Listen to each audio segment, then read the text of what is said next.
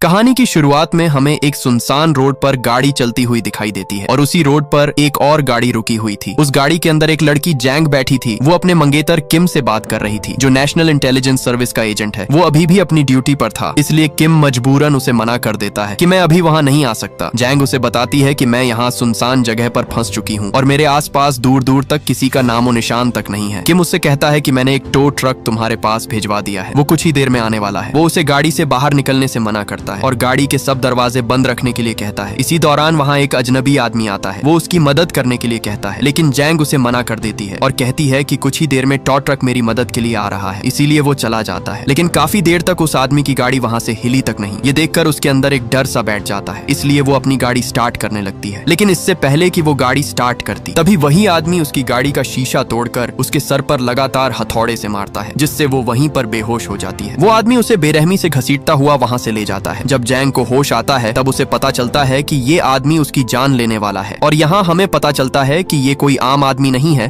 बल्कि ये एक बेरहम साइको किलर है जो अपने मजे के लिए हर आए दिन किसी न किसी लड़की को काट कर मार डालता है। इस साइको का नाम क्यूंग चुल था। उसने एक टेबल पर कई किस्म के छुरे रखे हुए थे, जिनसे अब वो जैंग को काटने वाला था। जैंग उससे अपनी जिंदगी की भीख मांगती है, लेकिन वो साइको उस पर जरा भी रहम नहीं करता और वहीं पर उसकी बॉडी के टुकड़े टुकड़े कर देता है। टुकड़े करते समय जैंग की अंगूठी निकलकर नाले में जा गिरती है। वो उसे ढूंढने की कोशिश करता है, क्योंकि वो वहाँ कोई भी सबूत नहीं छोड़ना चाहता, लेकिन फिर भी उसे वो अंगूठी कहीं भी नहीं मिलती। वो वहाँ जैंग का फैला हुआ सारा खून साफ करके एक नाले से बाहर बहा देता है। उसी दिन एक जगह पर छोटा लड़का खेल रहा था। खेलते समय वहाँ उसे एक काला शापर पड़ा हुआ मिलता है। जब वो उसे खोलता है तो वहाँ इंसान का कटा हुआ कान था, जो किसी और का नहीं बल्कि उस दिन मारी गई लड़की जैंग का था। पता चलते ही उसी दिन वहाँ सब पुलिस वाले छानबीन शुरू कर देते हैं। तभी वहाँ डिटेक्टिव जॉन आता है, जो जैंग का पिता था। वो वहाँ उसे देखने के लिए आता है, लेकिन पुलिस उसे देखने से मना करती है, क्योंकि वहाँ उन्हें जैंग का सर कटा हुआ मिलता है। तभी वहाँ किम भी पहुंच जाता है। वो आते ही वहाँ जब जैंग का सर देखता है तो उसके पैरों तले जमीन ही खिसक जाती है। वो अंदर से पूरी तरह टूट जाता है और उसके अंदर बदले की आग भड़क उठती है और हर हाल में वो उससे बदला लेकर ही रहेगा, जिसने उसकी मंगेतर की जान ली है। जब किम जैंग के पिता के पास आता है तब वो उसे बताता है कि मैं एक पुलिस वाला होकर भी अपनी बेटी की जान नहीं बचा सका, इसलिए अब मैं अपनी बेटी का बदला तुम्हारे ऊपर छोड़ता हूँ। तुम हर हाल में मेरी बेटी का बदला लोगे,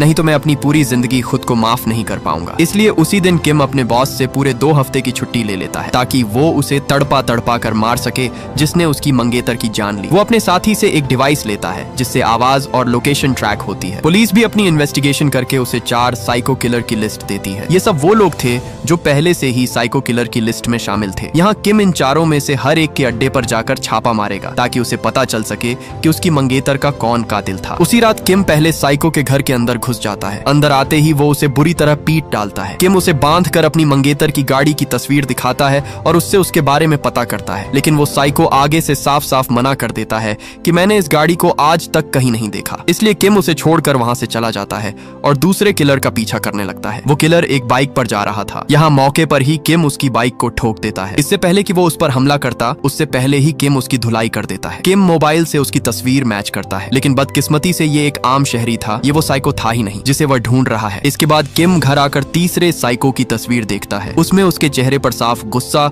और खौफ दिखाई दे रहा था। इधर वही साइको चुल दोबारा से अपने शिकार के लिए आ चुका था। इस बार भी वो एक लड़की के पास आकर रुकता है, जो अकेली स्टॉप पर खड़ी हुई थी। चुल उससे कहता है कि तुम मेरे साथ चल सकती हो, मैं तुम्हें आगे तक छोड़ दूंगा। आगे से वो लड़की मना कर देती है, लेकिन जैसे तैसे करके चुल उसे अपने काबू में कर लेता है और वो लड़की उसकी गाड़ी में बैठ जाती है। वो लड़की उससे बात करती है, लेकिन चुल के चेहरे पर अजीब सा खौफ बढ़ जाता है, जैसे वो अभी ही उसकी जान लेने वाला हो। इससे पहले वो लड़की वहाँ से भाग पाती, चुल एक सुनसान जगह पर आकर गाड़ी को रोक देता है और अपनी गाड़ी से एक लोहा निकालकर लगातार उसके सर पर दे मारता है और वो लड़की वहीं पर मारी जाती है। इधर किम चुल के घर तक पहुंच जाता है, लेकिन वहाँ उसे चुल नहीं मिलता। किम उसके माँ बाप से मिलता है। किम उन्हें चुल की तस्वीर दिखाता है, जिसे देखकर उसकी माँ उसे बताती है कि ये हमारा बेटा चुल है, लेकिन अब हमारा उससे कोई ताल्लुक नहीं, क्योंकि उसकी बीवी मर चुकी है और उसने अपने बेटे को भी छोड़ दिया है। किम उसकी माँ से उसका पता पूछता है, लेकिन उसकी माँ उससे कहती है कि मुझे उसके बारे में कुछ भी पता नहीं है। चुल की माँ उसके बेटे की तरफ इशारा करके बताती है कि चुल का पता सिर्फ उसका बेटा ही जानता है। किम चुल के बेटे के पास आकर उसके बारे में पूछता है और वो आगे से उसे सब कुछ बता देता है। किम सीधे चुल के ठिकाने पर आता है। आते ही वहाँ वो उस घर की छानबीन शुरू कर देता है। छानबीन करते करते उसे घर के अंदर लड़कियों के बहुत सारे पर्स मिलते हैं। उसे ये देखकर यकीन हो जाता है कि सबकी जान के पीछे चुल का ही हाथ है। तभी उसे पीछे एक दरवाजे से कुछ आवाज आती है। जैसे ही वो उस दरवाजे को खोलता है तो उस कमरे के अंदर खून की बारिश हुई पड़ी थी, जिसे देखकर उसके रोंगटे ही खड़े हो जाते हैं, क्योंकि उसे यकीन हो चुका था कि यही वो जगह है जहां चुल ने उसकी मंगेतर के टुकड़े टुकड़े किए हैं। इसी दौरान उसे वहां कोई चमकती हुई चीज नजर आती है। जब वह उसे उठाता है तो वह एक अंगूठी थी। ये वही अंगूठी थी जो उसकी मंगेतर जैंग की थी। ये देखकर किम का दिल अंदर से पूरी तरह टूट जाता है। दूसरी तरफ चुल अपनी बस के साथ एक स्कूल के बाहर खड़ा था। वो कुछ स्कूल लड़कियों को घर छोड़ने जा रहा था। मतलब हर दिन वो लड़कियों को स्कूल से ले जाने के बहाने किसी एक लड़की को अपने जाल में फंसा लेता है। चुल सब लड़कियों को घर छोड़ देता है, लेकिन बस में आखिरी लड़की बच जाती है जो सो रही थी। तब वो उसे अपने जाल में फंसा लेता है और अपनी बस लेकर सीधे अपने अड्डे पर पहुंच जाता है। आते ही चुल ने उस लड़की को एक बड़े से घड़े के अंदर फेंका हुआ था। वो उसे वहां मारने ही वाला था। तभी मौके पर किम पहुंच जाता है। चुल उससे कहता है कि क्या तुम पुलिस वाले हो, लेकिन आगे से किम उसे कोई जवाब नहीं देता। इसलिए वो समझ जाता है कि पुलिस ने उस पर छापा मार दिया है। किम जैसे ही उसे अपने सामने देखता है तो उसका खून अंदर से खौलने लगता है। उसकी आंखों में चुल से बदले की आग भड़कने लगती है। इसी दौरान चुल एक दांतरी लेकर उस पर हमला कर देता है, लेकिन किम भी कोई आम आदमी नहीं था। वो भी उसे आगे से अच्छा खासा पीट डालता है। किम एक पत्थर उठाकर उसे मारने ही वाला था, लेकिन तभी आगे से वो रुक जाता है, क्योंकि वो उसको इतनी आसानी से नहीं मारना चाहता था, बल्कि वो उसे तड़पा तड़पा कर मारेगा। किम वो डिवाइस उसके मुंह के अंदर डाल देता है ताकि वो उसकी हर हरकत को नोट कर सके। किम उसके पास एक लिफाफा छोड़कर वहां से चला जाता है। जब चुल को होश आता है तब वो उस लिफाफे को खोलता है, जिसके अंदर ढेर सारे पैसे थे, जिसे देखकर वो सोचता है कि मैं तो पागल था ही, लेकिन वो भी मुझे पागल ही लग रहा है। इसके बाद चुल वहां से चला जाता है, लेकिन उस बेचारे को क्या पता कि अब उसकी मौत का खेल शुरू हो चुका है। चुल रोड पर खड़ा होकर किसी लिफ्ट का इंतजार करता है। तभी वहां एक गाड़ी आती है, जिसे रोक कर वो उसके अंदर बैठ जाता है। उस गाड़ी की पिछली सीट पर भी एक आदमी था, जिसके चेहरे से साफ पता चल रहा था कि वो भी किसी दरिंदे से कम नहीं। उस गाड़ी का ड्राइवर चुल के मुंह पर लगा खून देखकर हंसता ही जा रहा था, जिसे देख चुल का दिमाग घूम जाता है और वो अपना चाकू निकाल कर दोनों को लगातार घोंपता जाता। इससे पहले वो कुछ कर पाते, चुल उन्हें मौके पर ही ढेर कर डालता है। चुल उनकी लाश को ठिकाने लगाने के लिए गाड़ी की डिग्गी खोलता है, लेकिन वहाँ पहले से ही एक लाश पड़ी हुई थी। वो लाश असली गाड़ी के ड्राइवर की थी, जिसे उन दोनों ने मारकर गाड़ी चुरा ली थी। मतलब वो दोनों भी साइको किलर थे। लेकिन चुल आगे से मुस्कुराने लगता है कि मुझसे बड़ा कौन ही साइको होगा। चुल उनकी लाश वहीं फेंक कर वहाँ से निकल जाता है। सुबह चुल सीधा एक डॉक्टर के पास अपने जख्म पर पट्टी कराने के लिए आता है। वहाँ वो एक नर्स को देखता है और देखते ही चुल उसे अपना अगला शिकार चुन लेता है। चुल डॉक्टर को ठिकाने लगाकर उस नर्स का काम तमाम करने के लिए तैयार हो जाता है, लेकिन इससे पहले वो उसका काम तमाम करता वहाँ किम पहुँच जाता है। किम वहाँ आते ही उसे बुरी तरह पीट डालता है। किम एक कील लेकर सीधा उसके पैर के अंदर घुसा देता है, जिससे चुल बुरी तरह तड़पने लगता है और किम भी यही चाहता था कि वो तड़प तड़प कर ही मरे। किम उसे कहता है कि ये तो बस शुरुआत है। जैसे तुमने मेरी होने वाली बीवी को मारा है, वैसे ही मैं तुम्हारे टुकड़े टुकड़े करके मारूंगा। किम उसे एक जगह छोड़कर वहाँ से चला जाता है। किम जब अपने ससुर से बात करता है तो उसका ससुर उसे कहता है कि अब उसका पीछा छोड़ दो और उसे पुलिस के हवाले कर दो। दरअसल उसके ससुर को डर था कि कहीं किम को कुछ हो ना जाए। उसका ससुर कहता है, पुलिस को लगता है कि तुम खुद उस साइको के पीछे पड़े हुए हो, इसलिए हमें उसे पुलिस के हवाले कर देना चाहिए। लेकिन किम भी अपना बदला लेकर ही रहेगा, क्योंकि उसने खुद से वादा किया है कि वो उस साइको को तड़पा तड़पा कर मारेगा और अपनी होने वाली बीवी का बदला लेगा। इधर वो चुल जख्मी हालत में सीधा अपने एक दोस्त के पास पहुंचता है, जो वहां रखा कुछ सामान आग में जला रहा था। वो आग में कुछ कपड़े और एक सूटकेस फेंक देता है। मतलब कि वो भी एक साइको किलर है जो वहां सबूत मिटा रहा था। उसके उस साइको दोस्त का नाम सियोक था। सियोक चुल से भी ज्यादा खतरनाक दरिंदा था। चुल तो सिर्फ लड़कियों के टुकड़े करता है, लेकिन ये टुकड़े करके उनका कच्चा गोश्त खाता है। चुल उसे सब कुछ बता देता है कि मेरे पीछे एक पागल साइको हाथ धोकर पड़ा हुआ है। मैं जहाँ भी जाता हूँ मेरे पीछे आ जाता है। वो जब भी मेरे पीछे आता है मुझे कोई ना कोई दर्दनाक टॉर्चर जरूर देकर ही जाता है। चुल उसे कहता है, हमें दोनों को मिलकर उसे खत्म करना होगा, नहीं तो वो हम दोनों को मार डालेगा। सियोक आगे से कहता है कि हो ना हो वो तुम्हारे शिकार का कुछ तो लगता होगा,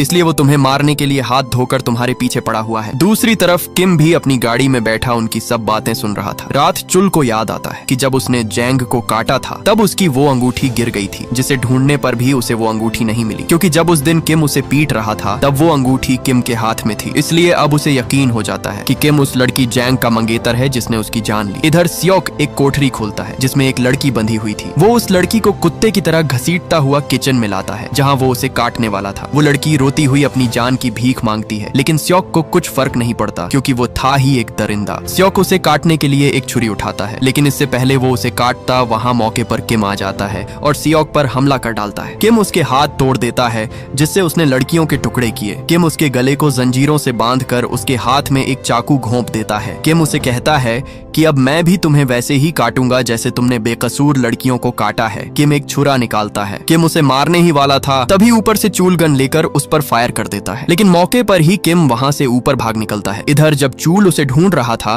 तब पीछे से किम उस पर टूट पड़ता है। किम एक के बाद एक लगातार लोहे के रॉड से उसका सर कुचल डालता है। किम उस पर इतने लोहे बरसाता है कि वो लोहा बीच से टूटकर बिखर जाता है। किम उसे वहां से अपने साथ ले जाता है। अगले दिन सियोक के घर पुलिस पहुंच जाती है। वहां पहुंचते ही उन्हें पता चलता है कि किम ही खुद चूल से बदला ले रहा है। इसलिए पुलिस ऑफिसर चीफ से कहता है कि किसी भी तरह करके किम को रोकना होगा। पुलिस चीफ से उसका पता पूछता है, लेकिन चीफ उसे साफ साफ मना कर देता है कि मुझे कुछ पता नहीं कि वो कहाँ है। इधर किम चूल को अपने एक दोस्त के पास ले आता है जो डॉक्टर था। किम उस डिवाइस के बारे में डॉक्टर को बताता है, लेकिन बेहोशी का नाटक करता चूल ये सब सुन लेता है। किम चूल को बेहोशी की हालत में एक टनल में फेंक देता है। वो वहाँ से निकलकर जोर जोर से हंसने लगता है, क्योंकि उसे पता चल चुका था कि उसके पेट के अंदर डिवाइस है जिससे किम को उसके बारे में सब पता चल रहा था। इसलिए वो उसे कहने लगता है कि मुझे पता है तुम मुझे सुन रहे हो, मुझे तुम्हारे साथ खेलकर बहुत मजा आ रहा है। वो किम से कहता है कि तुमने मुझे ना मारकर बहुत बड़ी गलती कर दी है। जितना दर्द तुमने मुझे दिया है अब मैं तुम्हें बताऊंगा कि असल दर्द होता क्या है। वो उसे कहता है कि जब मैं तेरी मंगेतर को मारने वाला था तब वो मुझसे हाथ जोड़कर अपनी जान की भीख मांग रही थी, क्योंकि वो माँ बनने वाली थी, लेकिन मैंने उसकी एक ना सुनी और उसके टुकड़े टुकड़े कर डाले। ये सुनकर किम के पैरों तले जमीन ही खिसक जाती है, क्योंकि उस दिन वो उसे लेने के लिए चला जाता तो आज वो जिंदा होती। उधर चुल एक फार्मेसी में कुछ दवाइयां लेकर उन्हें खा लेता है ताकि वो डिवाइस उसके पेट से बाहर निकल जाए। वो उस डिवाइस को अपने पेट से निकाल लेता है और वहाँ हॉस्पिटल में एक आदमी को बेरहमी से मारकर उसके मुंह में वो डिवाइस डाल देता है। यहाँ किम भी उसकी लोकेशन को ट्रेस करके उसकी तरफ बढ़ रहा था। वो जल्दी से उस लोकेशन तक पहुंच जाता है, लेकिन जैसे ही वो पहुंचता है वहाँ चुल उस फार्मेसी वाले को मारकर वहाँ से भाग चुका था। इधर चुल मौके पर एक गाड़ी लेकर वहाँ से भाग निकलता है। अब किम पूरी तरह फंस चुका था, क्योंकि चुल अब उसके हाथों आजाद हो चुका है। इसलिए वो सीधा उस हॉस्पिटल में पहुंचता है जहाँ सियोक एडमिट था। किम उससे पूछता है कि मुझे बताओ कि चुल अभी कहाँ गया होगा, लेकिन सियोक उससे कहता है कि अब बहुत देर हो चुकी है, अब तुम कुछ नहीं कर सकते, क्योंकि वो अगला शिकार जैंग की फैमिली को बनाने वाला है। ये सुनकर किम गुस्से में आ जाता है और उसका मुंह वहीं पर फाड़ डालता है। किम जल्दी से अपने ससुर को फोन करता है, लेकिन उससे पहले ही चुल उसके घर के दरवाजे तक पहुंच जाता है। चुल उसके घर के अंदर घुसकर एक डंबेल से चीफ का सर फोड़कर उसे जान से मार डालता है। तभी वहाँ चीफ की छोटी बेटी आ जाती है। वो घर के अंदर तोड़ फोड़ देखकर एकदम से चौंक जाती है। चुल भी उसे छुप कर देख रहा था। जैसे ही वो एक कमरे के दरवाजे के पास आती है वहाँ चुल उस पर हमला कर देता है। यहाँ किम भी चीफ के घर पहुंच जाता है, लेकिन पुलिस उसे घर के अंदर जाने से मना करती है और वो पुलिस ऑफिसर उस पर गुस्से होकर कहता है कि अगर तुम चुल को हमारे हवाले कर देते तो आज चीफ और उसकी बेटी जिंदा होती। तुम्हारी ही वजह से कई लोगों की जान चली गई। किम जैसे ही घर के अंदर आता है वहाँ चीफ जिंदा था। उसकी सांसें अभी भी चल रही थी। चीफ उससे आखिरी बार हाथ मिलाकर कहता है कि मैं अपने आप को माफ नहीं कर पाऊंगा, क्योंकि मैंने अपनी दोनों बेटियां खो दी हैं। ये कहते ही वो चीफ वहीं पर अपना दम तोड़ देता है। इसी दौरान उसे चुल का फोन आता है। वो उसे कहता है कि मैंने कहा था कि तूने मुझसे पंगा लेकर बहुत बड़ी गलती कर दी है। मैंने अपना बदला तुमसे ले लिया है। मैंने तुम्हारे ससुर और उसकी बेटी दोनों को उनके अंजाम तक पहुंचा दिया है और अब मैं अपने आप को पुलिस के हवाले करने जा रहा हूँ ताकि तुम मुझे दोबारा से ना पकड़ सको। तभी चुल एक रोड के बीचों बीच अपनी गाड़ी रोक देता है और बाहर निकलकर खुद को सरेंडर कर देता है, लेकिन इससे पहले पुलिस आकर उसे पकड़ती वहाँ किम पहुंच जाता है और चुल को मौके पर ही अपनी गाड़ी के अंदर खींच लेता है। वो चुल को घसीटता हुआ वहाँ से भाग निकलता है। पुलिस उसे पकड़ने की बहुत कोशिश करती है, लेकिन किम उसे वहाँ से भगा कर ले जाता है। किम उसे वहाँ से लेकर